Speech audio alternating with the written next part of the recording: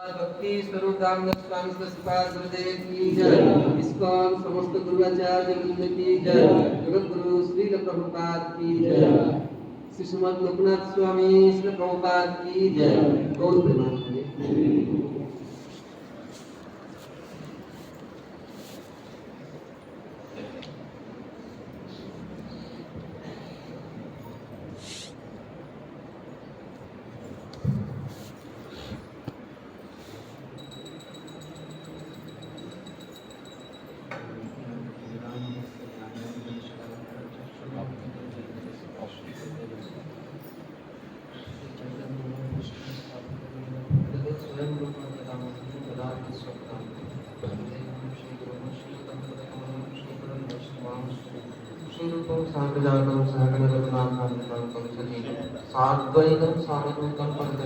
कृष्ण चैतन्य देव श्री राधा कृष्ण पादाय सहगण ललिता श्री विशाखान्विताय हे कृष्ण करुणा सिंधु दीनबंधु जगत्पते गोपेश गोपिका कांत राधा कांत नमोस्तुते तप्त कांचन गौरांगी श्री राधे वृंदावनेश्वरी वृषभानुसुते देवी प्रणमामि वाञ्छा कल्पतरुभ्यश्च कृपा सिन्धुभ्य एव च पतितानां पावनेभ्यो वैष्णवेभ्यो नमो नमः। ओम विष्णुपादाय कृष्णपृष्ठाय भूतले श्रीमते भक्तिवेदान्त स्वामी नामिने नमस्ते सारस्वती देवी गौरवाणिचार्ये शेषशून्यवादी पाश्चात्यदेशकामिने जय श्री कृष्ण चैतन्य प्रभु नित्यानंद श्री अद्वैत गदाधर श्रीवासादि गौर भक्तवृंद हरे कृष्णा कृष्णा कृष्णा हरे हरे हरे राम राम राम हरे। ओम नमो भगवते वासुदेवाय। ओम नमो भगवते वासुदेवाय। ओम नमो भगवते वासुदेवाय। ओम नमो भगवते वासुदेवाय। ओम नमो भगवते वासुदेवाय। ओम नमो भगवते वासुदेवाय। नारायणं नमस्कृत्यं नरं चैव नरोत्तमं देवीं सरस्वतीं व्यासं ततो जयमुदीरये नष्टप्रायेषु भद्रेषु नित्यं भागवत सेवया भगवती उत्तमश्लोके भक्तिर्भवति नैष्ठिकी।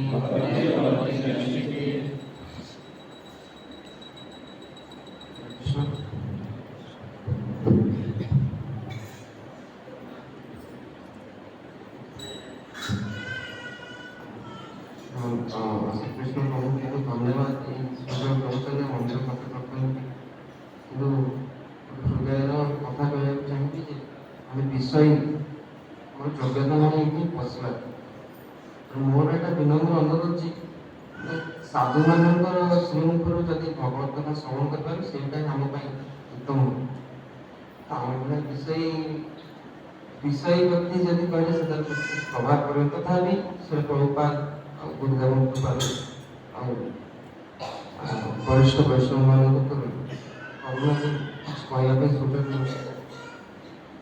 आपण मैंने कृपा करूँ जे आम पाठ किसी न बाहर जगह क्या बाधित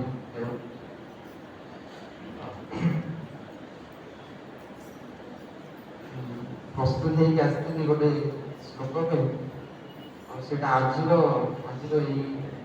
अनुष्ठान उपयुक्त मन पाठ कर पचे पचे आपण मैंने भागवत प्रथम स्कंद द्वितीय अध्याय 16 नंबर श्लोक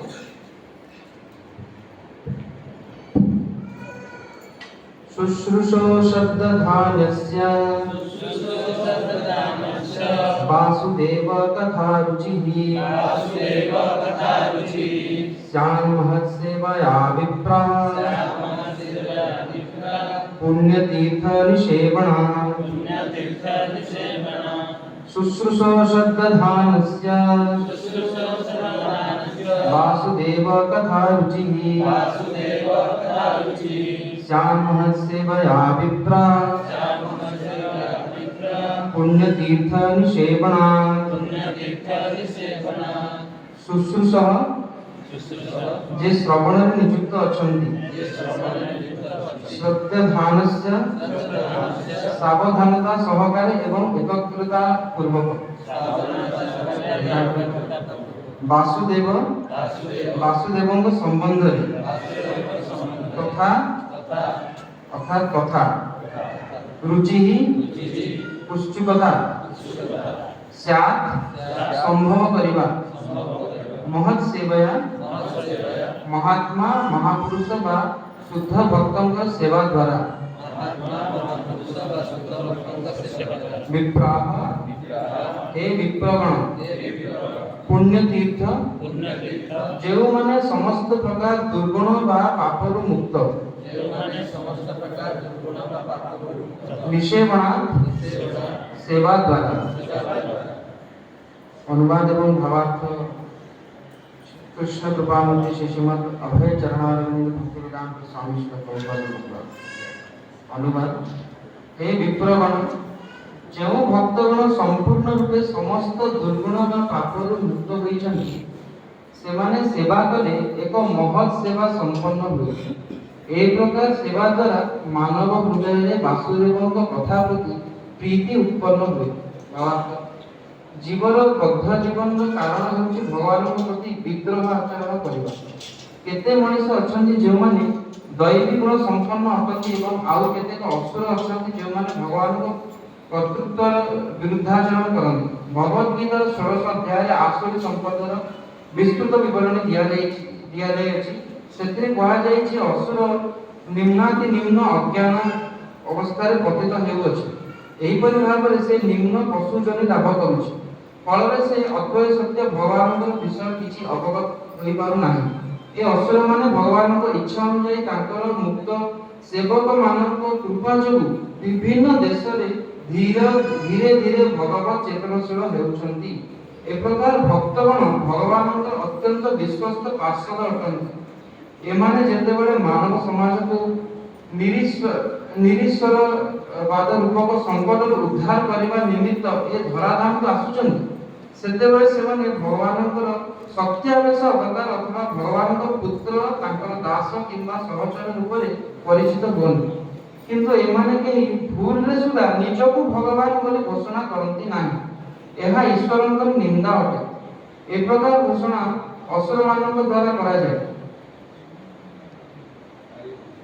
ପୁଣି ଏମାନଙ୍କର ସମର୍ଥନ ଅଛନ୍ତି ଯେଉଁମାନେ ଏ ମିଥ୍ୟାଚାରୀମାନଙ୍କୁ ଭଗବାନ ବା ତାଙ୍କର ଅବତାର ବୋଲି ସ୍ୱୀକାର କରିନିଅନ୍ତି। ପ୍ରାମାଣିକ ଗ୍ରନ୍ଥ ବା ବୈଦିକ ଶାସ୍ତ୍ରମାନଙ୍କରେ ଭଗବାନ ତାଙ୍କର ଅବତାରମାନଙ୍କ ସମ୍ବନ୍ଧରେ ସ୍ପଷ୍ଟ ବର୍ଣ୍ଣନା ଅଛି। ପ୍ରାମାଣିକ ଗ୍ରନ୍ଥ ବା ବୈଦିକ ଶାସ୍ତ୍ରରୁ ପ୍ରମାଣ ନ ମିଳିଲେ କାହାରିକୁ ଭଗବାନ କିମ୍ବା ତାଙ୍କର ଅବତାର ରୂପେ ସ୍ୱୀକାର କରାଯାଇପାରିବ ନାହିଁ। ଯେଉଁ ଭକ୍ତଗଣ ବାସ୍ତବରେ ଭଗବାନଙ୍କୁ ପ୍ରାପ୍ତ ହେବାକୁ ଇଚ୍ଛା କରନ୍ତି ସେହିମାନଙ୍କ ଦ୍ୱାରା ଭଗବାନଙ୍କ ସେବକ ବୃନ୍ଦ ଭଗବାନଙ୍କ ସଦୃଶ ସମ୍ମାନିତ ହେବା ଉଚିତ। ଏ ପ୍ରକାର ଭଗବତ ସେବକମାନଙ୍କୁ ମହାତ୍ମା ବା ତୀର୍ଥ ବୋଲି କୁହାଯାଏ ଏବଂ ସେମାନେ ସ୍ଥାନ କାଳ ଓ ପାତ୍ର ଅନୁଯାୟୀ ଭଗବାନଙ୍କ ବାଣୀ ପ୍ରଚାର କରନ୍ତି।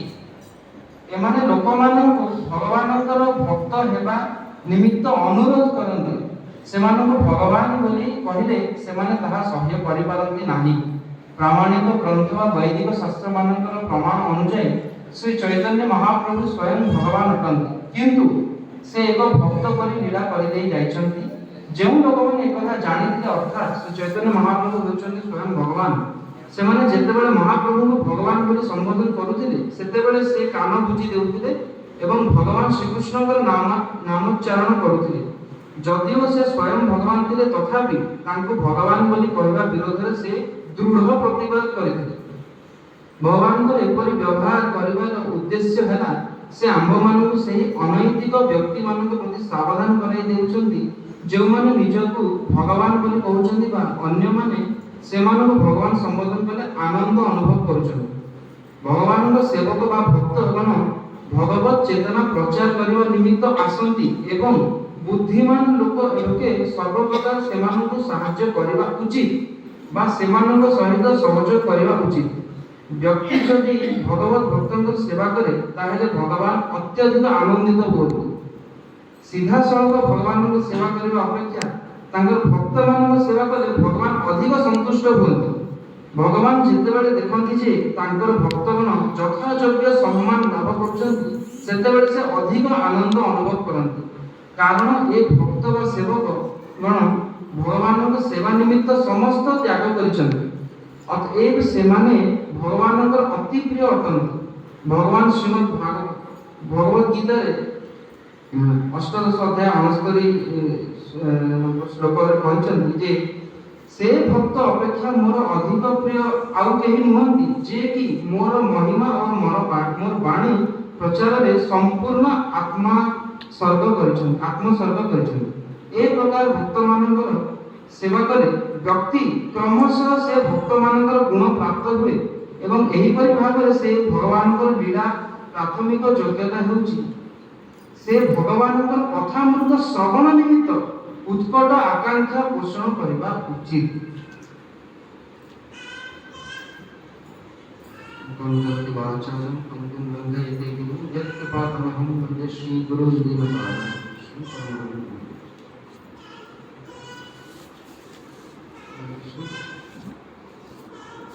सुंदर में गुणों कीर्तन सुने से बात कोई नहीं तुच्छ जीवन में टिके ତାଙ୍କର ଗୁଣ କୀର୍ତ୍ତନ କରିବା ପାଇଁ ଚାହିଁବି ଯଦିଓ ପ୍ରଭୁଙ୍କ ସହିତ କିଛି ବେଶୀ ନିବିଡ଼ ସମ୍ପର୍କ ନଥିଲା କିନ୍ତୁ ମୁଁ 2011 ମସିହାରୁ ଇସ୍କନ ଗୁରୁମାନେ ଆସୁଛି ଆମେ ସବୁବେଳେ ଦେଖେ ଯେ ରାମଜୀଙ୍କର ସେବା ସବୁବେଳେ ଗୌରମୋହନ ପ୍ରଭୁ ହିଁ କରେ ମୁଁ ଭାବେ ଆଉ କ'ଣ କେହି ନାହାନ୍ତି ସବୁବେଳେ ଗୌରମୋହନ ପ୍ରଭୁ ହିଁ ସେବା କରୁଥିଲେ ଆଉ ସବୁବେଳେ ଆଉ ବେଳେବେଳେ ଯଦି ପ୍ରାୟ ସଣ୍ଡେ ଆସିବାରେ ଅଲଗା ଦିନ ଆସିବାର ସମ୍ଭବ କିନ୍ତୁ ଅଲଗା ଦିନ ବି ଯେତେବେଳେ ମଧ୍ୟାହ୍ନ ଆରତୀରେ ଆସିଲା ବେଳକୁ ଗୌରମୋହନ ପ୍ରଭୁ କୀର୍ତ୍ତନ କରୁଥିଲେ ଯେତେବେଳେ ତାଙ୍କ ଶରୀର ଅଧିକ ଅସୁସ୍ଥ ହେଇଯାଉଛି ଭଗବାନଙ୍କର ବିଗ୍ରହ ସେବା କରିପାରୁନଥିଲେ କିନ୍ତୁ ସେ କୀର୍ତ୍ତନ ସେବା କିନ୍ତୁ ଆସିଲା ବେଳକୁ ସେ ଯଶୋମତୀ ନନ୍ଦନ ବ୍ରଜବର ନାଗର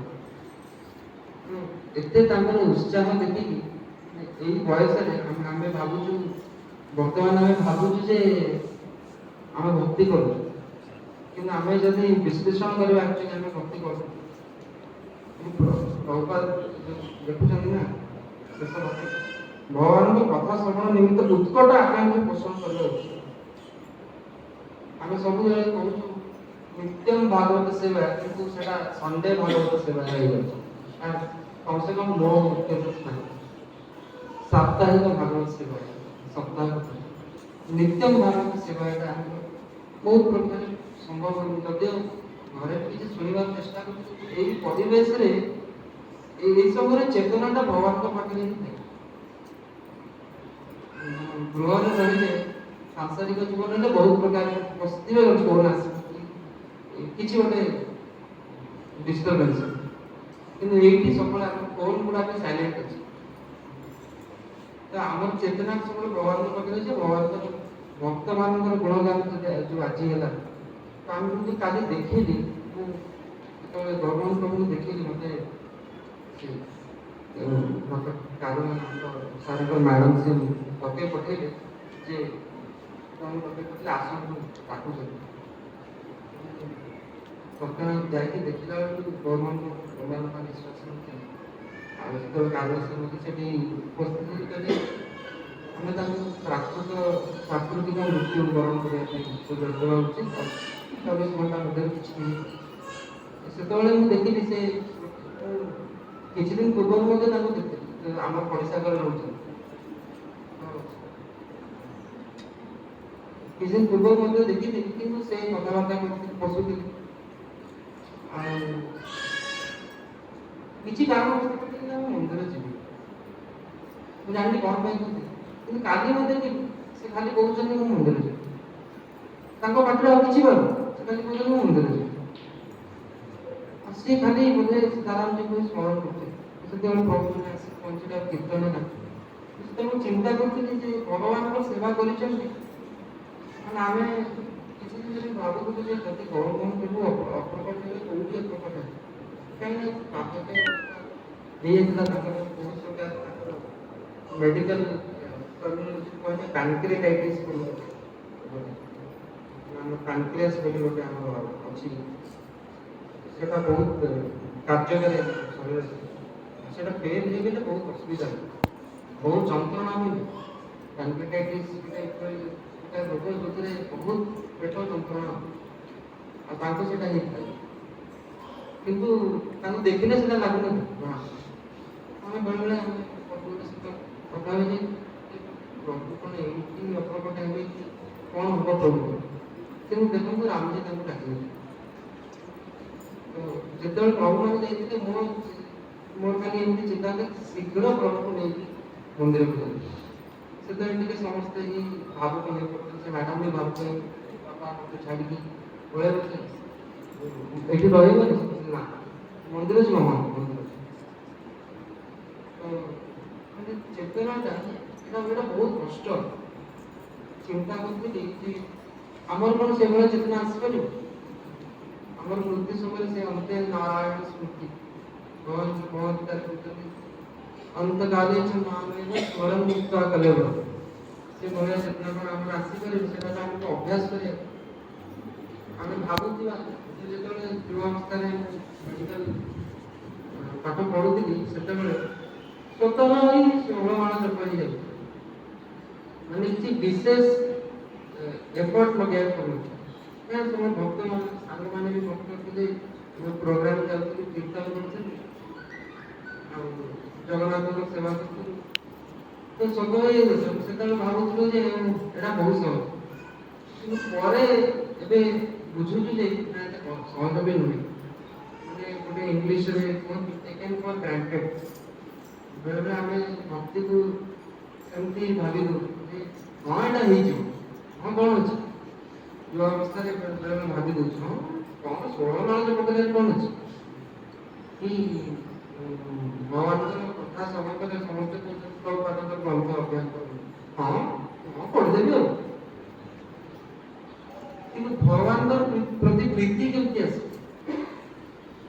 ଭକ୍ତଟା ସେଇଟା ନା। ଆମେ କୃଷ୍ଣ ପ୍ରେମ ପ୍ରାପ୍ତ ହେବାର ଅଛି, ପ୍ରଭୁ କହୁଥିଲେ ବହୁତ ସତର୍କ ରହିବାର ଅଛି। ଏଇ ଶ୍ଲୋକରେ କ'ଣ କହୁଛନ୍ତି ଯେ ଭଗବାନ ଆନନ୍ଦିତ ହୁଅନ୍ତି ଯଦି ଭଗବାନ ଭକ୍ତଙ୍କର ସେବା କଲେ ଭଗବାନ ଅଧିକ ଆନନ୍ଦିତ ହୁଅନ୍ତି। ତ ଭକ୍ତମାନଙ୍କୁ ସେବା କରିବାକୁ ପାଇବା କେମିତି? ଯଦି ଆସିବା ମନ୍ଦିରକୁ ଭକ୍ତମାନଙ୍କୁ ସଙ୍ଗ ପ୍ରାପ୍ତ ହେବ, ସେଇଟା ଆମର ଜୀବନ ଲକ୍ଷ୍ୟ ରହିବା କଥା। ଆଜି ଗୋଟେ ମହାନ ତିଥି ଯେ ଲୋକନାଥ ଗୋସ୍ୱାମୀଙ୍କର ବି ବିରମଣ ଉତ୍ସବ ଅଛି। ଏତେ ମହାନ ସାଧୁ ଯେ ସେ ନିବେଦନ କରିଥିଲେ ଯେ ଚୈତନ୍ୟ ଚରିତାମୃତରେ ତାଙ୍କର ନାମ ଉଲ୍ଲେଖ ନ ଏତେ ବିଳମ୍ବ। ମାନେ ଆମେ ଏଇଭଳି ସମ୍ପ୍ରଦାୟରେ ଅଛେ ଯୋଉଠି ଯାହାର ମାପକାଠି ହେଲା ବିଳମ୍ବତା। ଏତେ ବିଳମ୍ବତା ତାଙ୍କର ସେ କହିଲେ ମୋର ନାମ ନିଜକୁ ଏତେ ହୀନ ମନେ କରେ। ଆଉ ଦେଖନ୍ତୁ ଆହୁରି ଗୋଟେ ବଢିଆ ତିଥି କାଲି ଆସୁଛି, ଯୋଉଠି ଆମର ସଂସ୍ଥାପକ ଆଚାର୍ଯ୍ୟ ଶ୍ରୀଲ ପ୍ରଭୁପାଦ କାଲି ଆସନ୍ତାକାଲି ତିଥି ଆସୁଛି। ଇସ୍କନ ରେଜିଷ୍ଟ୍ରେସନ ଇନକର୍ପୋରେଟ୍ କରିଥିଲେ କାଲି ନ୍ୟୁୟର୍କ। ତ ଆପଣ ଦେଖୁଥିବେ ମାୟାପୁରରେ ଏବେ ଚାଲିଛି, ଏବେ ଭକ୍ତମାନେ ଗୁଣଗାନ କରୁଛନ୍ତି। ଇସ୍କନର 7ଟି ଉଦ୍ଦେଶ୍ୟ ଦେଖୁଛି। ଲୋକ ଯେତେବେଳେ ଇସ୍କନ ରେଜିଷ୍ଟ୍ରେସନ କରିଥିଲେ ନ୍ୟୁୟର୍କ 1966 ମସିହାରେ 7ଟି ଉଦ୍ଦେଶ୍ୟ ଥିଲା। ଆଉ ଭାବିବେନି ଯେ ପ୍ରଭୁପାଦଙ୍କର ଉଦ୍ଦେଶ୍ୟ ଖାଲି ଆସିବାକୁ କିଛି ଲୋକ ଭଜନ ପୁରା ସମାଜକୁ ବଦଳେଇବା ପାଇଁ ଚାହୁଁଥିଲେ। ଆମେ ଏଠି ସମାଜକୁ ଖୁସି କରିବା ପାଇଁ ବସିଛୁ, ଆମେ ସାଧୁଙ୍କୁ ଖୁସି କରିବା ପାଇଁ ବସିଛୁ। ସାଧୁ ଖୁସି ହେଇଗଲେ ସମାଜ ଅଟୋମେଟିକାଲି ସୁଧୁରି, ସାଧୁ ଖୁସି ହେଲେ ଭଗବାନ ଖୁସି। ଆଉ ପ୍ରଭୁପାଦ କ'ଣ କହୁଛନ୍ତି ଆମକୁ ଅକ୍ଷର ଅକ୍ଷର ସେଇଟା ପାଳନ କରିବା। ପ୍ରଭୁପାଦ କ'ଣ କହୁଛନ୍ତି ମୋର ମତ ଆପଣଙ୍କ ମତ କାହାର ପ୍ରଭୁପାଦ କ'ଣ? ପ୍ରଭୁପାଦ ତ ନିଜ ମତ ବି କହୁନଥିଲେ। My opinion or your opinion doesn't matter. Krishna କ'ଣ କହୁଛନ୍ତି? ଭଗବାନ କ'ଣ କହୁଛନ୍ତି? ମନ ମନା ଭଗବାନ ମତ ଯାଜି ମାମ ସବୁବେଳେ ଆମେ କେତେ ସମୟ କରୁ, କେତେ ସମୟ ଭଗବାନଙ୍କୁ ସ୍ମରଣ କରୁ। କେମିତି ଜାଣିବ ଭଗବାନଙ୍କ ବିଷୟ, କେମିତି ଭଗବାନଙ୍କୁ ସ୍ମରଣ କର, କେମିତି ଜାଣିବ? ଶ୍ୟାମ ମହତ ସେବୟା ପୁଣ୍ୟ ତୀର୍ଥ ନିଷେବନ। ମାନେ ସେଇ ମାନେ ଶୁଦ୍ଧ ଭକ୍ତ ମାନେ ହିଁ ପୁଣ୍ୟ ତୀର୍ଥ। ଆମେ ଭାବୁଛୁ କେତେ ଭାବୁଛୁ ଯେ ନାଇଁ ତୀର୍ଥ ଗଲେ ହିଁ ଭଗବାନଙ୍କ ପୁଣ୍ୟ ହବ କି ତୀର୍ଥ ଗଲେ ଆମର ସଦ୍ଗତି ହବ, କିନ୍ତୁ ଶୁଦ୍ଧ ଭକ୍ତଙ୍କ ଶ୍ରୀଚରଣଟା ହିଁ ପୁଣ୍ୟ ତୀର୍ଥ। ଶ୍ରୀପାଦ ମହାରାଜ ଏଇଟା ଆମ ପାଇଁ ପୁଣ୍ୟ ତୀର୍ଥ ଦେଇକି ଯାଇଛି। ତ ଏଇଟା ବୁଝିବାକୁ ପଡେ, ଏଇଟା ବହୁତ ହିଁ ଫଣ୍ଡାମେଣ୍ଟାଲ ଜିନିଷ। ତୀର୍ଥ ଯିବାଟା ଭଲ, ତୀର୍ଥଯାତ୍ରା କରିବା ଦରକାର, କିନ୍ତୁ ଶୁଦ୍ଧ ଭକ୍ତଙ୍କର ଶ୍ରୀଚରଣ ବି ତୀର୍ଥ ଅଛି। ସେ ନିଶ୍ଚୟପଣା କୁହନ୍ତି ସେବା ଦ୍ୱାରା, ସେ ଶୁଦ୍ଧ ଭକ୍ତମାନଙ୍କୁ ସେବା କରିବାର ଅଛି। ସେବା କରିବା ପାଇଁ ଆସିବାକୁ ପଡ଼ିବ, ଯେତିକି ବେଳେ ସମୟ ମିଳୁଛି ଆସିକି ଭକ୍ତମାନଙ୍କ ସଙ୍ଗ ଲାଭ କରିବ। ଆଉ ଶୁଣିବାକୁ ପଡ଼ିବ, ଶ୍ରବଣ ବସିକି ଶ୍ରବଣ କରିବା। ସେତେବେଳେ ଭୋଗ ଶୋଷ ପିପାସା ସବୁ ଭୁଲି ଯାଉ, ଖରାପ ଭାବିବେନି। ସମସ୍ତଙ୍କୁ ବଞ୍ଚିବାର ଅଛି, ପ୍ରସାଦ ଉପରେ ସମସ୍ତଙ୍କର ଅଧିକାର ଅଛି, କିନ୍ତୁ ଆଗ ଶ୍ରବଣ କରିବା ଦରକାର। ପରୀକ୍ଷିତ ମହାରାଜ କେମିତି ପ୍ରଭୁ କହୁଥିଲେ କିଛି ମାସ, ପରୀକ୍ଷିତ ମହାରାଜ କେମିତି ବିଚଳିତ ହେଲେନି? ଭଗବାନଙ୍କ କଥା ମାନେ ସେଇଠି ସବୁ ଭୋଗ ଶୋଷ ସେଇଠି ତ ହେଲେ। ସେଇ ସେଇ ସେଇ ଜିନିଷ ଶୁଣିବାର ମୋର ଉତ୍କଣ୍ଠା ଅଛି କି? ଭଗବାନଙ୍କ ଏ ପ୍ରକାର ଭକ୍ତମାନଙ୍କର ସେବା କଲେ ବ୍ୟକ୍ତି କ୍ରମଶଃ ସେ ଭକ୍ତମାନଙ୍କର ଗୁଣ ପ୍ରାପ୍ତ ହୁଏ ଏବଂ ଏହିପରି ଭାବରେ ସେ ଭଗବାନଙ୍କ ବିନା ପ୍ରାଥମିକ ଯୋଗ୍ୟତା ହେଉଛି ସେ ଭଗବାନଙ୍କ କଥାଗୁଡ଼ିକ ଶ୍ରବଣ ନିମିତ୍ତ ଉତ୍କଟ ଆକାଂକ୍ଷା ପୋଷଣ କରିବା ଉଚିତ। ଉତ୍କଟ ଆକାଂକ୍ଷା ମତେ ଶୁଣିବାର ହିଁ ଅଛି ଭଗବାନ, ଆଉ କିଛି ସମାଜର କୌଣସି ପ୍ରଜଳ୍ପ ମତେ ଶୁଣିବାର ନାହିଁ। ମୁଁ ଶୁଣିକି କଣ କରିବି? ମୋର କିଛି ଲାଭ ନାହିଁ। ମହତ୍ ଲାଭ କୋଉଥିରେ? ଭଗବାନଙ୍କ ବିଷୟ ଶୁଣି, ଭଗବାନଙ୍କ ଭକ୍ତ ମାନଙ୍କର ଆଜି ଯେମିତି ଗୁଣଗାନ ପ୍ରଭୁ କହୁଥିଲେ, ଏବେ ଦଶ କୁଶସ୍ତ୍ରୀ ଗଣ ସମସ୍ତେ ଗୁଣଗାନ କରୁଛନ୍ତି। ଆମେ ସେଇଟା ସବୁବେଳେ ସେଇଟା ଚିନ୍ତା କରିବା ଦରକାର। ଆମେ କଣ କରୁଛୁ? ଆମେ କେତେ ଆମର ଇଚ୍ଛା ଅଛି ଭଗବାନଙ୍କ ବିଷୟ ଶୁଣିବା। ଆଇଦର ସୁର ହବା ନହେଲେ ଅସୁର ହବା। यस्यास्ति भक्तिर् भगवती अकिंचन सर्वैर् गुणैः तत्र समासते सुर।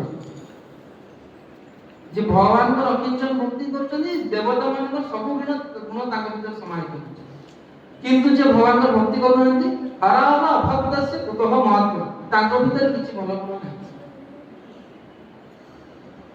काहेना से मन रथरे चल त हमें केम जाने भक्त गुण कोन, भक्त केमती होवा दरकार। सेटा खाली शुद्ध भक्तଙ୍କର आचरण ଦେଖିକି ଜାଣି ଭଗବାନ ପ୍ରଭୁଙ୍କୁ ମାନେ ସେ କାହାକୁ କିଛି କହିବା ଦରକାର, ତାକୁ ଦେଖିକି ହିଁ ଜଣେ ଜାଣିଛନ୍ତି ଭଗବାନଙ୍କ କି ପ୍ରକାର ସେବା। ଆମେ ଦେଖିଛୁ ଯେତେବେଳେ ପ୍ରଭୁ ଆମେ ସୁସ୍ଥ ଥିଲେ କି ପ୍ରକାର ମାନେ ବହୁତ ଯତ୍ନ ସହିତ ସୀତାରାମ ଭଗବାନଙ୍କ ସେବା, ବହୁତ ଯତ୍ନ ସହିତ। ଆଉ ଆଶ୍ଚର୍ଯ୍ୟ ଏତେ ବୟସ ଜାଣିଛନ୍ତି କିନ୍ତୁ ବହୁତ ଯତ୍ନ पूरा परिष्कार परिच्छन्न रखे। तो आमे भाव आमे कहबे कि जे 16 मास जप करते जे तुम महान है। इन गत संडे क्लास में जमा को साधना को होती भगवान को अनन्य भक्ति जे करियो शेष समय रे से स्मरण स्मृति विभ्रम हेले भगवान आसी ताको नै जो गरुड़ रे बसै कि तो आमको सही स्थिति पहुंचे कार्य माने केबे जीवन रे साधु केमती शेष समय रे थांती एकदम सेटा हम केबे देखि न सुनि छु କିନ୍ତୁ କେବେ ଦେଖି न काली सेटा किंतु सौभाग्य मत सेटा दर्शन केमती चेतनाटा भगवान को पके जो माने त प्रभु शेष समयटा विश्वास करे थिबे त आमरे भाग्यवान। ମୁଁ ଏତିକି ଯେହେତୁ ମୋର ଡ୍ୟୁଟି ଥିଲା ସେଇ କିଛି କ୍ଷଣ ଯୋଉ ଦେଖିଲି ଯେ କେମିତି କି ଜୀବନ କି ମାନେ କି ମୃତ୍ୟୁ ଯେ ଭକ୍ତ ମାନେ ଅଛନ୍ତି ଆଉ କୀର୍ତ୍ତନ ହଉଛି। ଶ୍ରୀପାଦ ମହାରାଜଙ୍କ କୀର୍ତ୍ତନ ବି ଚାଲିଥିଲା, ତାପରେ ସାମୀ କରି ପ୍ରଭୁ ଗଜେନ୍ଦ୍ର ସ୍ତୁତି ପାଠ କଲେ ଆଉ ପ୍ରଭୁ ସବୁ ସେତିକି ଭଳିଆ ହାତ ତାଙ୍କର जोड़ी आपको करूँ ना तो ताकि आपको जोड़ी बात कर चेतना का नहीं जहाँ भी करते हैं मंदिर ମନ୍ଦିର ଯିବ ଅଲି ବି ପାରୁନଥିବ, ହାତ ଗୋଡ଼ ସବୁ ଥରୁଥାଏ। ପ୍ରାଣ ପ୍ରୟାଣ ସମୟରେ କପବାଦ ପିତ୍ତ। କେବେ ଚିନ୍ତା କରନ୍ତୁ, ସବୁଦିନ ଖରାପ ଭାବେନି କେହି, ସବୁଦିନ ମୃତ୍ୟୁ ପାଇଁ ପ୍ରସ୍ତୁତ ହୁଅନ୍ତୁ, ସବୁଦିନ ମୃତ୍ୟୁ ପାଇଁ ପ୍ରସ୍ତୁତ ହୁଅନ୍ତୁ। ଡରନ୍ତୁନି, ଆରେ ମୁଁ ମରିଯିବି, ଡରିବା କଣ ଅଛି? अजो नित्यम शाश्वतो यम पुराण नहन्यते हन्ते मनुष्यरी डरिबार किछि नै, डरिबार कोन अछि? बुद्धि प्राप्त होला। हां हम पे गोटे परीक्षा एते प्रकार एंट्रेंस परीक्षा दोचे, एते स्कूल रे परीक्षा दोचे, मैट्रिक परीक्षा दोचे, प्लस 2 परीक्षा दोचे, कि एंट्रेंस परीक्षा दोचे, कि सिविल सर्विस परीक्षा दोचे। एई सब हम किते प्रस्तुति करछी, काहे मृत्यु का प्रस्तुति होनी? नहीं मु याको घरे बसी, काको घरे बसी, मोर एइटा छाड़ी नहीं, मोर ए प्रति आसक्ति अछि, मोर एइटा मते न मिलले मु तार दूर हे छी नहीं। सब दिन सब मुहूर्त मृत्यु पर प्रस्तुत होवा दरकार। जातस्य ही ध्रुव मृत्यु, मृत्यु में प्रस्तुत होवा दरकार। मृत्यु में प्रस्तुत होगा सतर्क हेले ही आम भगवान विषय श्रवण करने और स्वाध्याय करने हमें इच्छा आम से उत्कंठा हम जानवा दरकार। भगवान भी अच्छा, भगवान अच्छा, भगवान सहित आम संपर्क आम निबिड़ करवा दरकार। भगवान भक्त मान आम भावचे नाई मोर जमी अच्छी, जमी बाड़ी अच्छी, चाकरी अच्छी, ये पिलार पाठ पढ़ाई अच्छी, तार बाहागर करवार अच्छी, लोन सुझिबार अछि। जल्दी धर्मराज जमराज युधिष्ठिर महाराज पचारते किए सुखी अछि, युधिष्ठिर महाराज कहते जहार गुण नहीं, किंतु आमे कोन करछु? लोन न ऋणम कृत्वा धृतम दिले जावा जीवे सुखम जीवे। वर्तमान जो भयंकर परिस्थिति, जो बैंक माने ताकछथि लोन हाउसिंग लोन का लोन, ए लोन से लोन, एटा सब नहीं आमे भी से थरे फसी जाछ। हां हां हां हमर एतरी विश्वास नहीं जे भगवान हमको सब जोगे देते।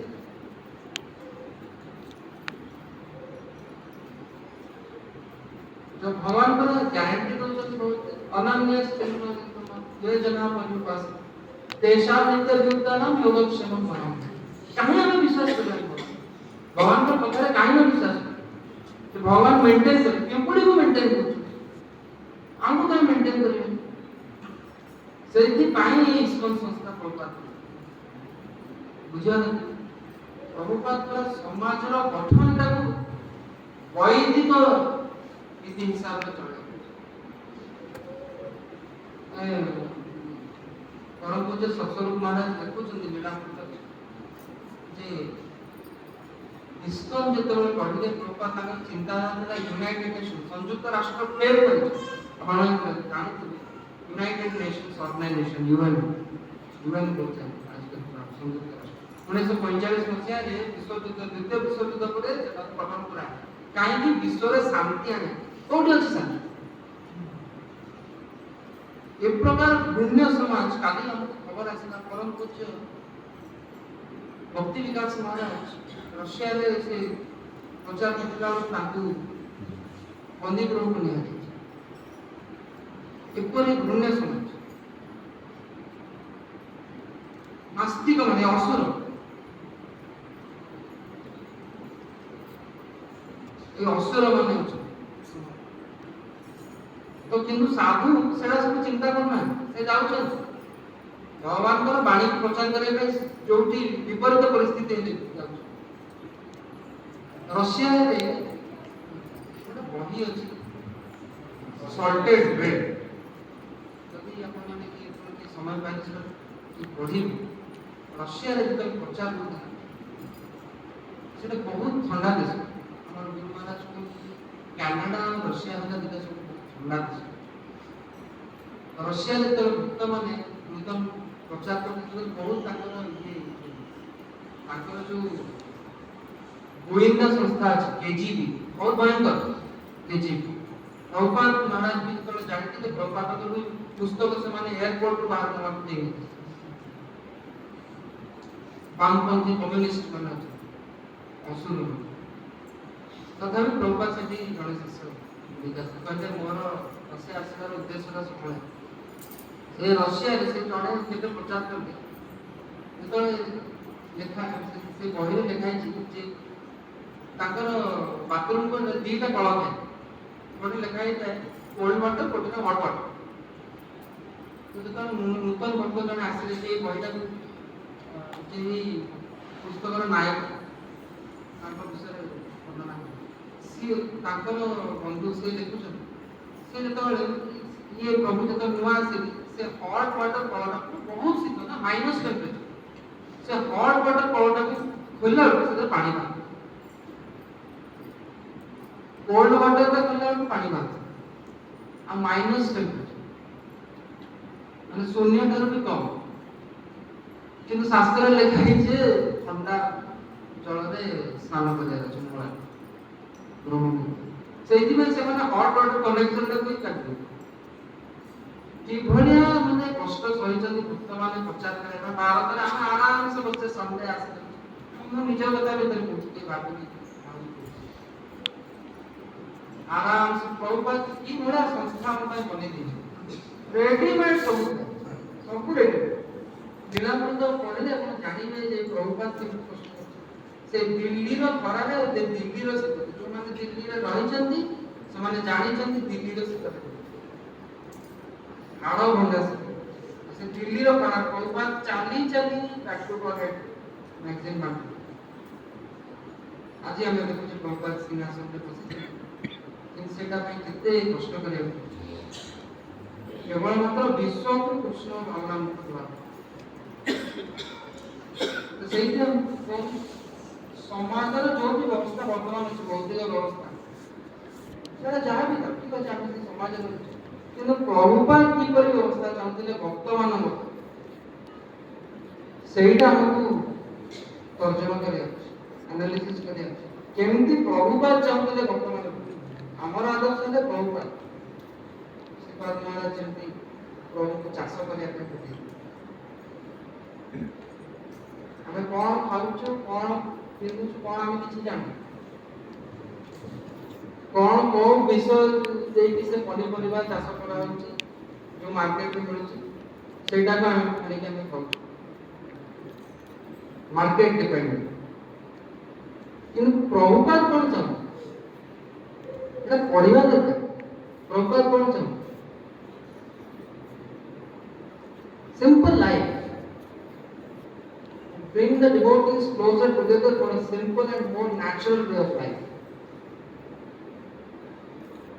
प्राकृतिक जीवन उद्देश्य कौन कीर्तनीय सदाहरि सेटा होची उद्देश्य हमर जीवन उद्देश्य सेटा ही बा काई ना गोटे जन्म मिलची ना समस्त स्थिति को गवर्नमेंट को पकड़ा जाता है नहीं परिबुन सकल भाग्य जो ठीक अछि जे विश्वास थिबा दरकार किंतु कोन आवश्यकता हमें जानि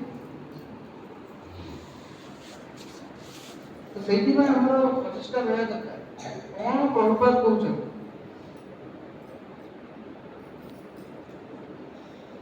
काहे प्रभुपाद कहउछ मंदिर पास भगवान को दर्शन करो भगवान को कीर्तन करो भगवान को महाप्रसाद ग्रहण करो भक्त मान भगवान को कथा श्रवण करो भक्त मान कहीं ना बाहर जगत एठू से रेलवे क्रॉसिंग पारे होला पर चेतना का विभ्रम से विभ्रम है ना मो निज कथा एक बात मत कर काम को प्रकार जीवन आमे बंचू सेटा प्रभुपाद केमती चाहू कितने बढ़िया संस्था दिस इज बेस्ट ऑर्गेनाइजेशन परम पूज्य गौरगोविंद महाराज जी गोटे वीडियो अछि हम जन पचारथि तो प्रभुपाद केदे केमती कोन होतला तो महाराज को Prabhupada is still guiding Prabhupada is still there Prabhupada is still there you can not मैं तो देखि प्रभुपाद एबे भी अछि ଅଛନ୍ତି ତାଙ୍କ ପୁସ୍ତକ ମାଧ୍ୟମରେ ତାଙ୍କ ନିର୍ଦ୍ଦେଶ ମାଧ୍ୟମରେ ପ୍ରକାର ଅଛନ୍ତି। ଯାହା ସମାଜ କରୁଛନ୍ତି ଠିକ ଅଛି, ଆମେ ତ ତତ୍କ୍ଷଣାତ୍ ବଦଳି ପାରିବାନି, କିନ୍ତୁ ଆମେ ସମାଜ ଆଗରେ ଆମେ ଗୋଟେ ଆଦର୍ଶ ସ୍ଥାପନ କରିବା, ଏଇଭଳିଆ ବଞ୍ଚିପାରିବା। କ୍ଲାସରେ ଏଇ ଶ୍ଲୋକରେ କ୍ଲାସ କରୁଥିଲେ ଗୋପାଳ, ସେଠି କହୁଛନ୍ତି ଯେ ଜଣେ ତାଙ୍କୁ ସେ ଫ୍ଲାଇଟରେ ଗୋପାଳ ଆସୁଥିଲେ, ଜଣେ ତାଙ୍କୁ ପଚାରିଲେ, ବିଦେଶୀ ଜଣେ ତାଙ୍କୁ ପଚାରିଲେ ଆପଣ ସବୁ ଟିକେ କଥା ହେଇପାରିବେ? ହଁ କୁହନ୍ତୁ। ଆପଣଙ୍କର ସଂସ୍ଥାରେ ଏଇ ଯୋଉମାନେ ଅଛନ୍ତି ସମ୍ପୃକ୍ତ ଅଛନ୍ତି ସେମାନେ ଏତେ ଖୁସି କେମିତି ରହୁଛନ୍ତି? ସେମାନେ ଏତେ ଖୁସି କେମିତି? କାହିଁକିନା ଲୋକ କେହି ଖୁସି ନାହାନ୍ତି, ବାହାରୁ ସମସ୍ତେ ଆମେ ହସି ଦଉଛୁ, ଭିତରେ ବହୁତ କଷ୍ଟ ଅଛି। କେହି କହିପାରିବେ ଖୁସିରେ ଅଛନ୍ତି? କିଛି ନା କିଛି ଚିନ୍ତା କେବଳ ଯୋଉମାନେ ସାଧୁମାନେ ହିଁ ଖୁସିରେ ଅଛନ୍ତି, ନା ଆମେ ତ ଗୋଟେ ବିଷୟ।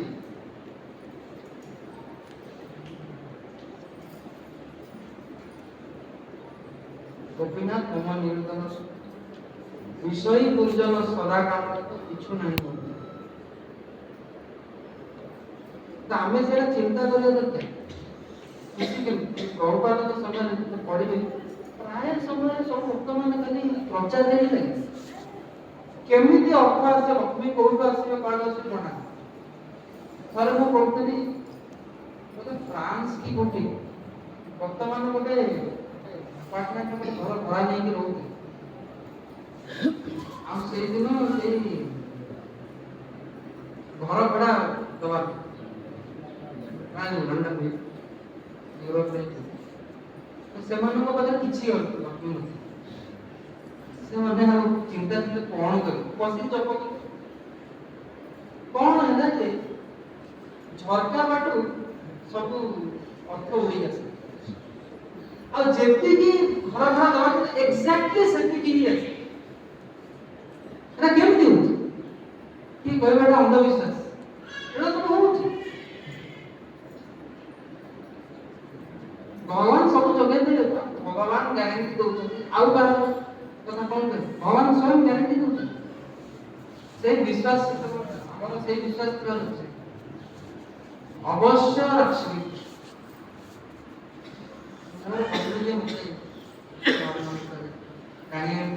ମୁଁ ଯେତେବେଳେ ବିଚଳିତ ହଉଥିଲି କଣ କରିବ ଏଇ ବିଷୟରେ ଚିନ୍ତା କରୁଛି, ସେ ମତେ କହିଲେ ପ୍ରଭୁ କେବେ ଭୟ କରିବନି, ସବୁବେଳେ ମନରେ ବି ଅବଶ୍ୟ ରାଖିବେ କୃଷ୍ଣ। ସେଇ ଜିନିଷରେ ସବୁବେଳେ ଯେତେବେଳେ ମୁଁ ଅସୁବିଧା ପଡେ ମୁଁ ସେଇ କଥାଟା ମନେ ପଡେ, ସେ ବହୁତ ବିଶ୍ୱାସ କରେ।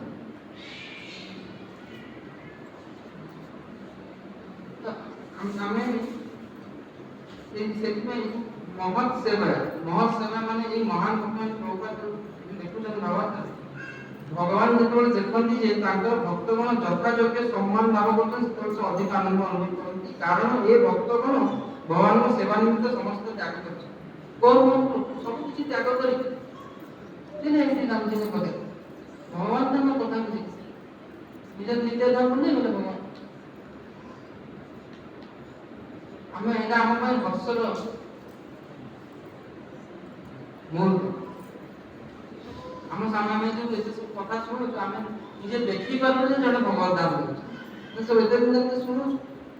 ବହୁତ ଜଣ ବହୁତ ସବୁ ଡେଲି ବହୁତ ଲୋକମାନେ ଶ୍ରବଣ କରୁଛନ୍ତି ପ୍ରଭୁପାଦଙ୍କ କଥା, ଅନ୍ୟ ବରିଷ୍ଠ ଲୋକମାନେ ଆମେ ଦେଖିଲେ ଯେ ଜଣେ କେମିତି ଭଗବତ ଧାମ ଯାଉଛି। ଏଇଟା ଗୋଟେ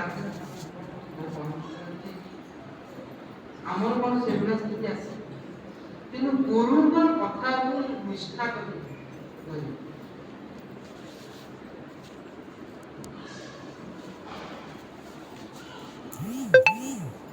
ଆରଣା କରିବ ମନେ ଆସେ। ଆମେ ସବୁଦିନ ଆମେ ଖାଲି ଗାଇବା ପାଇଁ ଗାଉଛୁ ନା, ସେଟା କେହି ବୁଝିପାରୁ। ସେଗୁଡା ରଖା ହେଇଛି ଏଥିପାଇଁ, ମାନେ ବହୁତ ସିଷ୍ଟମାଟିକ ରଖିଛନ୍ତି। ଆମର ଗୌଡ଼ ସମ୍ପ୍ରଦାୟ ବହୁତ ପ୍ରକାର ଅଛି, ବହୁତ ସିଷ୍ଟମାଟିକାଲି ରଖା ହେଇଛି। କାହିଁ ମଙ୍ଗଳାଚରଣ ଏଇଟା ଚାହୁଁଛୁ, ଗୁରୁ ପୂଜାରେ କାହିଁ ଏଇଟା ଚାହୁଁଛନ୍ତି। ଆଉ ସେଇଥିପାଇଁ ଆମର ଉଦ୍ୟମ ଥିବା ଦରକାର ଯେ ଆମେ ସବୁବେଳେ କେମିତି କୃଷ୍ଣ ଚେତନାଶୀଳ ହେଇପାରିବେ ସବୁ ମୁହୂର୍ତ୍ତ। ଏମିତି ନୁହେଁ ଯେ ସନ୍ଧ୍ୟା ଆସିଲେ ତାପରେ ପରେ ପୁଣି ଫେଷ୍ଟିଭାଲ ଦିନ ଆସିଲେ ନା, ସବୁ ମୁହୂର୍ତ୍ତରେ କେମିତି ସେଭଳିଆ ସମାଜ ଦରକାର, ସେଭଳିଆ ଭକ୍ତ ସମୁଦାୟ ଦରକାର।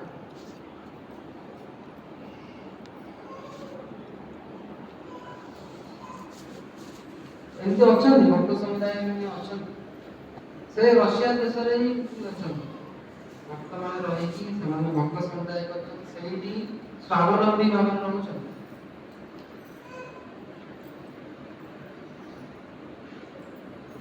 Produce what you need, grow what you produce what you need, grow what you need. Self sufficient. ଆଜିକାଲି କି ନେତା ମାନେ କହିପାରନ୍ତି ଆତ୍ମନିର୍ଭର, କିନ୍ତୁ ସବୁର ପାୟନିୟର ହେଲେ ପ୍ରଭୁ। ଆଜିକାଲି ଯୋଉ ଏନଭାୟରନମେଣ୍ଟ କ୍ଲାଇମେଟ ଚେଞ୍ଜ ଏତେ ସବୁ ଆଡ଼ମ୍ବରରେ ଏସି ରେ ବସିକି କ୍ଲାଇମେଟ ଚେଞ୍ଜର ମିଟିଂ କରାଯାଉଛି। ଖରାପ ଭାବିନି କି ଆମେ ବି କହିବା ଏସି ରେ ବସିବା ପାଇଁ, କିନ୍ତୁ ଗୋଟେ ଏସି କେତେ କ୍ଷତି କରୁଛି ବାତାବରଣ।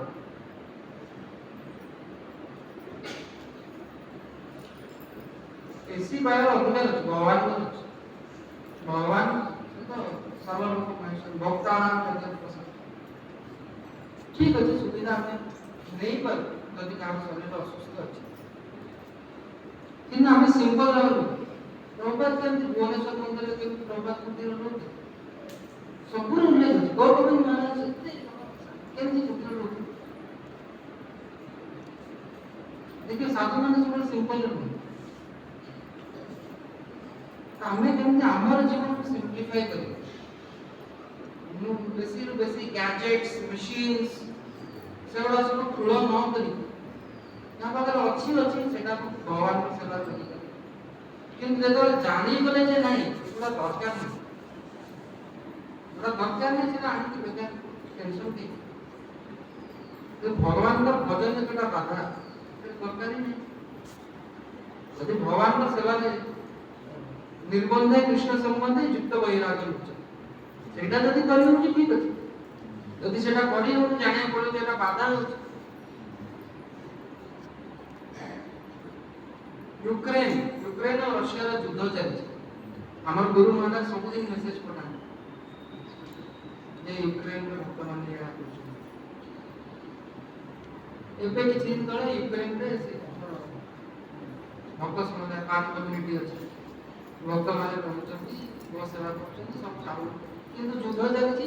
ଆସିକି ସରକାରୀ ଲୋକ ଆସିଲେ ଭକ୍ତ ମାନଙ୍କୁ ଟାଣିକି ନେଇଗଲେ, ଚାଲ ଯୁଦ୍ଧ କର ବାଧ୍ୟ।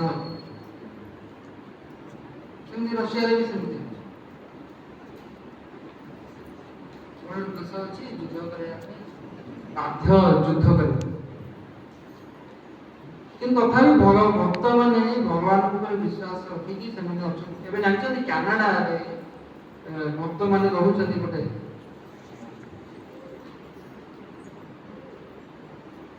ନା କାମ ଭୁଲି ଯାଉଛି, ବିରାଟ ବଡ଼ ଏରିଆ ଗାଁ ଭଳିଆ ପରିବେଶ ଅଛି, ଭକ୍ତ ମାନେ ରହୁଛନ୍ତି, ବିରାଟ ନିଆଁ ଲାଗିଯାଇଛି।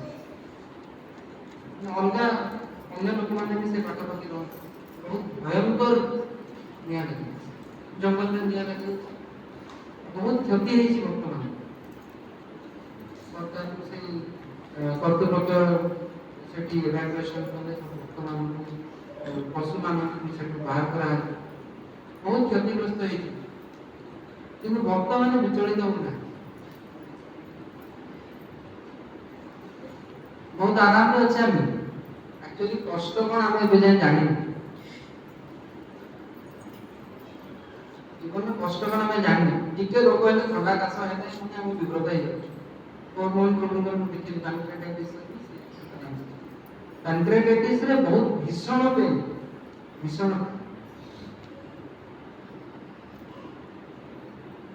ଆଉ ଆପଣ ମାନେ ଯଦି ଶାରୀରିକ କଷ୍ଟ କଣ ଜାଣିବାକୁ ଚାହୁଁଛନ୍ତି, ଟିକେ ଚାଲନ୍ତୁ ବୁର୍ଲା ମେଡିକାଲ କ୍ୟାନ୍ସର ୱାର୍ଡକୁ ଚାଲନ୍ତୁ ନା, ଯିବେ ଦେଖିବେ ସେଠି ରୋଗୀମାନଙ୍କର କଷ୍ଟ, ତାପରେ ଜାଣିବେ କାହିଁକି ଆମକୁ ଭକ୍ତିରେ ଦୃଢ ହବାର ଅଛି।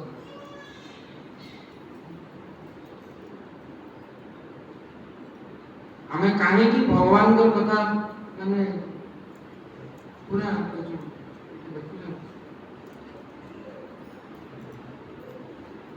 ବହୁତ ପଞ୍ଚମଧ୍ୟାୟରେ ଦେଖୁଛନ୍ତି ବହୁତ ବହୁତ ଧ୍ୟାନ ସହିତ ଶୁଣିପାରୁଛି, ବହୁତ ଯତ୍ନ ସହିତ ଶୁଣିପାରୁଛି। ତାହେଲେ ଆମେ ସିରିୟସ୍, ଆମେ ଗମ୍ଭୀର, ଆମକୁ ଗମ୍ଭୀର ହବାର ଅଛି ନା ଆଉ ଗୋଟେ ଜନ୍ମ ଦରକାର। ଆପଣମାନଙ୍କ ଭିତରେ ଏମିତି ଅଛନ୍ତି କି ଆଉ ଥରେ ଜନ୍ମ ହେବା ପାଇଁ ଚାହୁଁଛନ୍ତି? ସେଟା ଭଗବାନଙ୍କର ଉତ୍ତମ ଅଧିକାରୀ ଭକ୍ତମାନେ, ସେମାନେ ଉଦ୍ଧାର କରିବାକୁ ଆସନ୍ତି। ସେଟା କିନ୍ତୁ ଆମେ ଚେଷ୍ଟା କରିବା make sure you go back home, back to Godhead in this life. ସେଇ ଯୋଉ back to Godhead ଭଗବତ ଧାମକୁ ପ୍ରତ୍ୟାବର୍ତ୍ତନ କରିବା ପାଇଁ ଆମକୁ କଣ ଉଦ୍ୟମ କରିବାକୁ ପଡ଼ିବ? ସେଇଥିପାଇଁ ଶୁଣିବାକୁ ପଡ଼ିବ, ସ୍ୱାଧ୍ୟାୟ କରିବାକୁ। ଭାଗବତ କଣ କହୁଛନ୍ତି?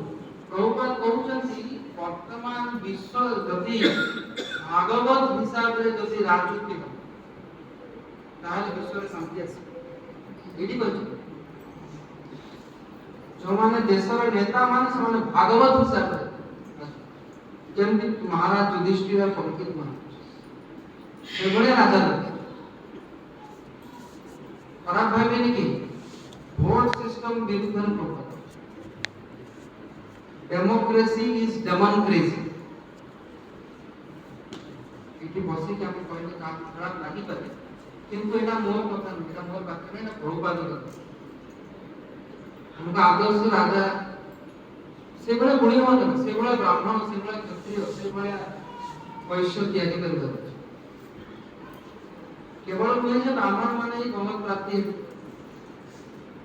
ସ୍ତ୍ରୀ ବୈଶ୍ୟ ତଥା ସହିତ ଇଏ ଦେବୀ ଆନ୍ତି ପରାମ ଦେବୀ ସମସ୍ତେ ହିଁ ଭଗବତ ଧାମ ପ୍ରାପ୍ତି ହେଇପାରିବେ।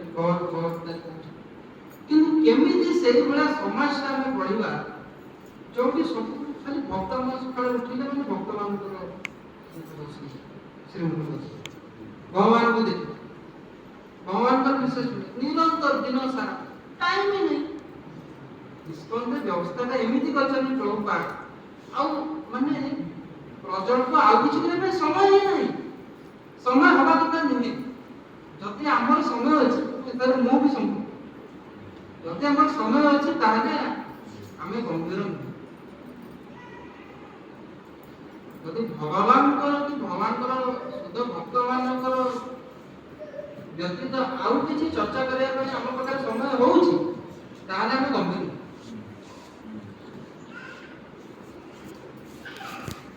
ତ ଯିଏ ଯୋଉ ବି ସ୍ଥିତିରେ ଅଛନ୍ତି ଏଇଟା ଚିନ୍ତା କରନ୍ତୁ, ସେଟା କେମିତି ଭଗବାନଙ୍କର ଷ୍ଟୁଡେଣ୍ଟ ଅଛନ୍ତି, ଭଗବାନଙ୍କ ପାଇଁ କେମିତି ସେଇ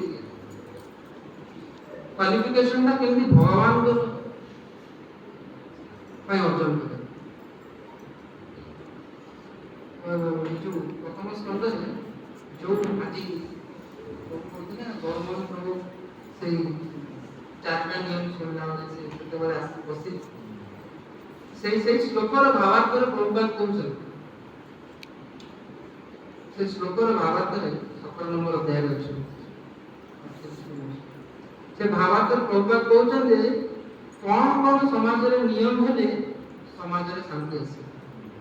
ସେଥିରେ ପ୍ରଭୁପାଦ କହୁଛନ୍ତି ଯେ କମ୍ପଲସରି ମାସକୁ 2 ଦିନ ଉପାସ ରଖିବା ସରକାର, ମାସକୁ 2 ଦିନ କମ୍ପଲସରି ଉପାସ। ସାଇଣ୍ଟିଫିକାଲି ଏଟା ନୋବେଲ ପ୍ରାଇଜ ପାଇଛନ୍ତି, ନୋବେଲ ପ୍ରାଇଜ ଜଣେ ପାଇଛନ୍ତି ଯେ ମାସକୁ 2 ଦିନ ଉପାସ ହେଲେ ଗୋଟେ ଆପୋପ୍ଟୋସିସ୍, ମେଡିକାଲ ଶବ୍ଦ ଆପୋପ୍ଟୋସିସ୍ ମାନେ ଯୋଉଟା ଅଦରକାରୀ ଜିନିଷ ଶରୀର ସେଟାକୁ ଶରୀର କୋଶିକା ଗୁଡାକ ସେଟାକୁ ନଷ୍ଟ କରିଦିଅନ୍ତି, ସେଟାକୁ ଜାଗ କରିଦିଅନ୍ତି। ଯୋଉଟା କ୍ୟାନ୍ସର ତିଆରି କରିବା, ଯୋଉଟା ଯଦି ବି କିଛି କ୍ୟାନ୍ସର ଜିନିଷ ଦେହରେ ଅଛି ମାସକୁ 2 ଦିନ ଏକାଦଶୀ ପାଳନ କଲେ ନିଷ୍ଠା ସହିତ ହେଲେ ଏଇଟା ବି କମିଯିବ। ପୁରା ସାଇଣ୍ଟିଫିକ, ଶାସ୍ତ୍ରରେ ଯାହା ଅଛି ସାଇଣ୍ଟିଫିକ, ଶାସ୍ତ୍ର କେବେ ଭୁଲ କଥା କୁହନ୍ତି। କାଲି ମୁଁ ଶୁଣୁଥିଲି ଇସ୍କନର 7ଟା ଉଦ୍ଦେଶ୍ୟ ମାୟାପୁରରେ ଜଣେ ପ୍ରଭୁ କହୁଥିଲେ ଯେ ଆମକୁ ବିଦେଶୀ ଭକ୍ତ ସେ କହୁଛନ୍ତି ଆମକୁ ଶାସ୍ତ୍ର ଉପରେ ପୂର୍ଣ୍ଣ ବିଶ୍ୱାସ ଥିବା ଦରକାର। इदं भागवतम नाम पुराणम ब्रह्म संहितम। भागवत जहाँ कौन से अक्षर अक्षर ठीक किछि मल नहीं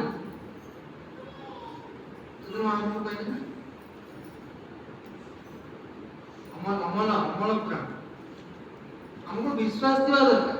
आमे भाबुछु ना एटा बही रे देखा अछि ठीक अछि वर्तमान एटा हेइ परबो ना ई सब मॉडर्न व्यवस्था रे कार्ड अछि निहात हेइ परबा भक्त माने करूचंती भी रहउचंती एई भारत वर्ष रे सेमति भक्त माने अछि। आमे जे इथर देखिबार अछि आपण माने कोन इच्छा करना सब दिन मंगल आरती भक्त मान संगरे मंगल आरती सब दिन भक्त माने मिसी की भगवान के नाम जप सब दिन गुरु पूजा करते सब दिन भागवतम क्लास इच्छा इच्छा करते एटा इच्छा करबा एई कामना थवा केमि सब दिन एटा हे सेटा भाई प्रार्थना भगवान की प्रार्थना करिया एटा असंभव न केबे भी कहबे नहीं जे प्रभुपाद जो कथा कहछन सेटा असंभव पूरा आचार्य पूरा हमर प्रभु केतर कहछन सेटा सबल मन के ना बुद्ध ना भविष्य प्रभुपाद के विषय चिंता करेला प्रभुपाद के शिष्य मान से माने भी केमिति केते विश्वास सहित प्रभुपाद के कथा अक्षर अक्षर पालन एबे भी कहछन काहे जने प्रभु चतुर्थ उद्देश्य सुनो की संकीर्तन से जन भक्त का को दे हरे कृष्ण बोल तो इते मोर पस्ते तो हरे कृष्ण क्या आपण मन को उत्साह लागुनी से कुछ से भी विदेश उत्साह लागुनी हरे कृष्ण कहे नगर कीर्तन पे माड़ी जाउतला आगे इति इसको नियम दिला मंगल आरती संध्या और जबरदस्ती चले डिस्ट्रीब्यूशन नगर कीर्तन में चले बहुत पैसा आसीबो कोन खाइबे किछि नै चिंता जाने भगवान को भगवान तो लक्ष्मी करते कहीं ना आसी समाज किबले गठन हो सेटा भी प्रभुपाद कहि दे छै हमर खाली विश्वास रहबार अछि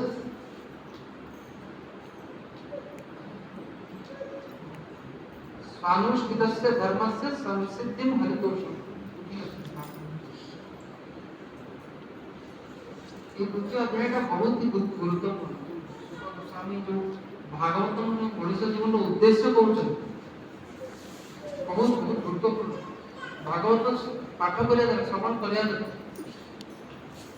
आमे जानि परबा जीवन आमे कोन करछन कोठी अछु आमे केते आसी जो एटी महत सेवा आमे केते महत सेवा करि पाउ कळे बळे कुशल आमे केमति भी किछि प्रकार भी केमति भी पाउछन जेमिति पातन भगवान को सेवा दो तबे तो जन्माष्टमी आसला जहां भी अपन को पत्थर माने आर्थिक आकार हो कि निज शरीर जेमिति आ जेमिति प्रभु को समस्त भी सेवा में नियुक्त अछि जे परिवार माने करछन जे बासन सेवा करछन को सेवा को हिन माने भाबे हां से बासन से है और कोटे कोन समाधान ए मोर इज्जत पड़ै छ केबे सेमि भाइबे मोर कोन झाड़ू धरिबी सेमति केबे भाइबे हां प्रभुपाद के जने शिष्य हमें लेकिन पढ़वा समय देखि आंसर बसनी रहिला को आउसी ना हम तो जाई थोड़ा परम पूज्य निरंजन स्वामी महाराज जब करलु से हमें जाई तो से बहुत सुंदर हलवा बने हलवा के साथ दे तब हमें पाइसे से जबरदस्ती प्लेट पूरा छोड़े नाने पर नहीं हमें ना ना ना बासन ठंडा बासन माजी दे ହୃଦୟର ମଳତା ବି ଧୋଇ ସେଇଟା ମୁଁ କହିଲି।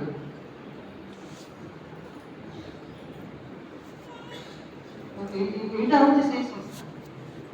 ଆମେ କାହିଁ ଆମେ କେମିତି ମିଶିବୁ, ଆମେ କଣ ଶିଖୁଛୁ, ପ୍ରଭୁପାଦ କଣ କହିଛନ୍ତି, କେମିତି ଭକ୍ତମାନେ କେମିତି ସେଟାକୁ ଆଚରଣ କରୁଛନ୍ତି, ଆମେ ସେଟା ଦେଖିବା।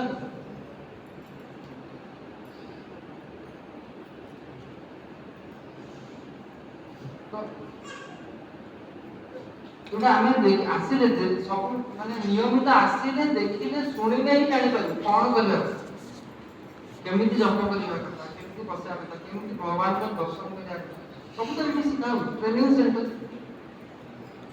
ଫାଷ୍ଟ ଜାଣିବା କଥା, ଯେମିତି ପ୍ରଭୁ କହୁଥିଲେ ଟିକେ ସମୟ ଆଗରୁ, ଇସ୍କନ ଗୋଟେ ହସ୍ପିଟାଲ, ଜାଣିବି ଯେ ଆମେ ସବୁ ରୋଗୀ, ମୁଁ ନିରୋଗ ଅଛି ବୋଲି ଭାବିବେନି, ସବୁଠୁ ବଡ ରୋଗଟା ଏଟା ଖବର। କଣ କରୁଛନ୍ତି ପ୍ରଥମ ବାକ୍ୟ ଭାବାର୍ଥରେ ଜୀବର ବଦ୍ଧ ଜୀବନର କାରଣ ହେଉଛି ଭଗବାନଙ୍କ ପ୍ରତି ବିଦ୍ରୋହାଚରଣ କରିବା। ଯେ ବିଦ୍ରୋହାଚରଣ କରୁଛନ୍ତି ଜାଣିପାରୁନାହାନ୍ତି, ନମାମ ଦୁଷ୍କୃତିର ମୂଳ ପ୍ରବର୍ତ୍ତନ୍ତେ ନରାମ।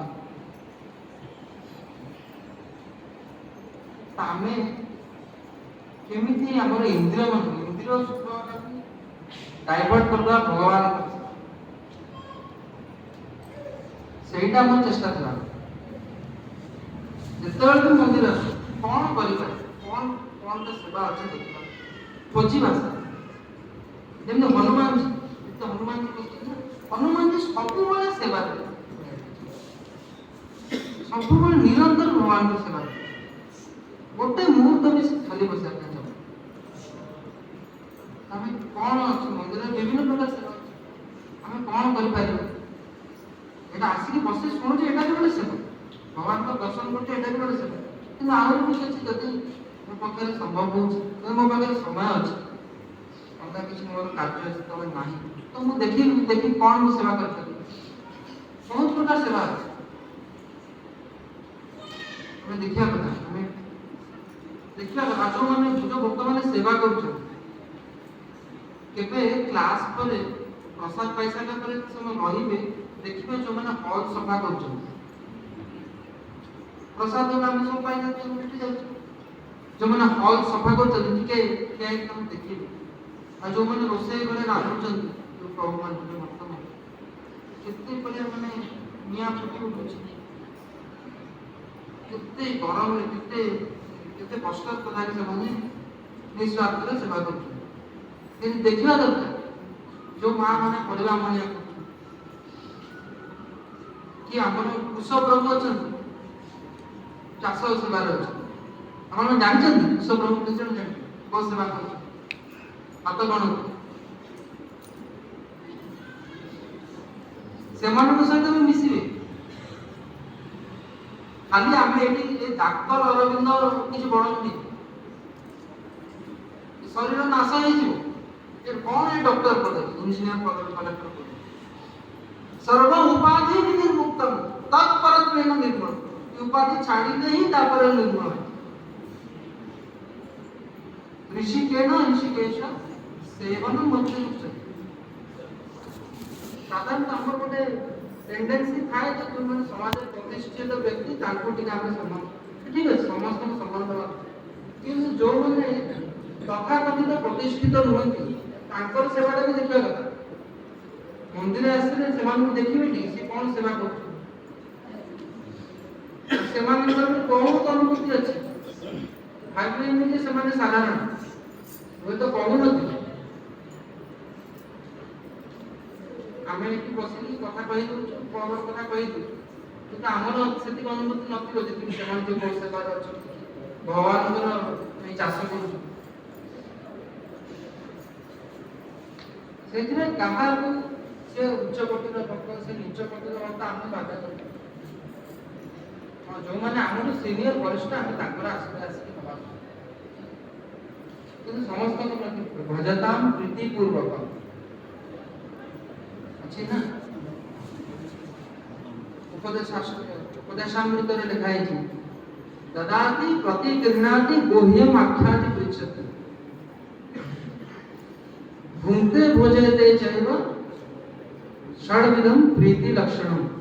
प्रभुपाद कहउछन्ति एटा बुझुछन्ति ए छटा जिंस करिया पई ददाति प्रति गृहण गिफ्ट देवा गोहियम आख्याति दिछति आमे निजर मनर कथा आउ जने दिजन थिबा कथा जीवन आम मनर कथा जने आम विषय जानि से गोहियम आख्याति दिछति भुंक्ते भोजयते च प्रसाद ग्रहण करे जति चाहे कि हम प्रसाद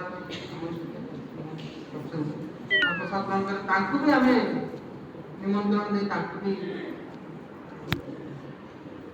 प्रसाद करे এই সব হলে প্রীতি ষড়বিধম প্রীতি লক্ষণ ছটা দিশ প্রীতি ভক্তমানের মধ্যে প্রীতি কি হয় প্রীতি এই সম্পূর্ণ উদ্দেশ্য আমি যদি সাধারণ ফ্যামিলি কিরকম আমি প্রীতি মানে প্রীতি পূর্বক বাতাবরণ ରହିବା ପାଇଁ ଆମେ ଇଚ୍ଛା କରୁ ଭକ୍ତ ସମାଜରେ ବି ସେମିତି ସମସ୍ତଙ୍କ ପ୍ରତି ପ୍ରୀତି ସେ ପ୍ରୀତି ଭାବରେ ଭଜତାମ ପ୍ରୀତି ପୂର୍ବକ ତ ସେଇଟା ଜାଣିବା ଯଦି ଆମେ ମହତ୍ ସେବା କରୁ ଏଇ ଶୁଦ୍ଧ ଭକ୍ତମାନଙ୍କ ସେବା କଲେ ସେମାନେ ଜାଣିବେ ଯେ ଆମେ ଜାଣିପାରିବା ଯେ କେମିତି ସେବା କରିବାର ଅଛି ଭଗବାନଙ୍କୁ କେମିତି ପ୍ରୀତି ହେଲେ ପ୍ରଭୁପାଦ କହିଲେ ଭଗବାନ ବେଶୀ ଆନନ୍ଦିତ ହୁଅନ୍ତି ଯଦି ତାଙ୍କର ଶୁଦ୍ଧ ଭକ୍ତମାନଙ୍କୁ ସମ୍ମାନ ଦିଆଯାଏ ଆଜି ଯେମିତି ପ୍ରଭୁଙ୍କର ଗୁଣ କରୁଛନ୍ତି ସେମିତି ସବୁବେଳେ ଅନ୍ୟମାନଙ୍କର ଗୁଣଗାନ କରିବାର ଅଛି ହେଲେ ନିଜର ବି ଚେତନା ଶୁଦ୍ଧି ହେବ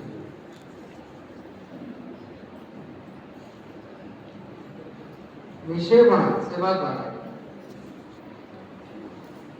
ସେଇଥିପାଇଁ ଶ୍ରଦ୍ଧା ଶୁଶ୍ରୂଷ ଶ୍ରବଣରେ ନିଯୁକ୍ତି ଶ୍ରଦ୍ଧା ଆଦୌ ଶ୍ରଦ୍ଧା ତତଃ ସାଧୁ ସଙ୍ଗ ଅର୍ଥ ଭଜନ ଶ୍ରଦ୍ଧା ଯଦି ଆସି ବସିଛନ୍ତି ଏଇଟା ହେଲା ଶ୍ରଦ୍ଧା ତାପରେ ସାଧୁ ସଙ୍ଗ ହଉଛି ସାଧୁ ସଙ୍ଗ ହେଲା ପରେ ଭଜନ କ୍ରିୟା ଆରମ୍ଭ ତାପରେ ଯାଇକି ଅମର୍ଥ ନିକୃତି ଅମର୍ଥ ଗୁଡାକ ଆମ ବହୁତ ଆପଣମାନଙ୍କୁ ସମସ୍ତଙ୍କୁ ବହୁତ ଧନ୍ୟବାଦ ଦେଇ ଆସିକି ଉପସ୍ଥିତ ଅଛନ୍ତି କାହାର କିଛି ପ୍ରଶ୍ନ